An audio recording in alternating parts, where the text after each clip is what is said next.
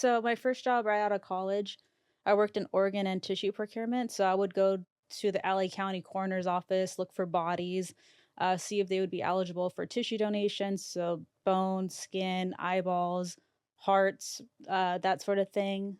I did that for almost 4.5 years, got promoted, moved to Northern California and did it. I would just go to different hospitals and get the organs with the transplant teams. And then when I became a nurse, my first job out of nursing school was a transplant unit. So I had met other phase transplants recipients, but in another state. Um, and then that's when I found out about Joe's story. So yeah, my background with like transplant and organ donation goes way before Joe.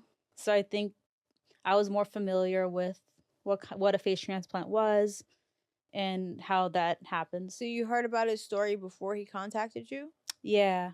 Yeah, so I was working that night on a night shift, and my nursing professor sent me Joe's story Mm-hmm. because I had done a presentation on organ donation like on my last day of nursing school, and so she knew that I was interested. She sent me his story. I kind of brushed it off and was like, "Oh, I'm like working. I'll read it later."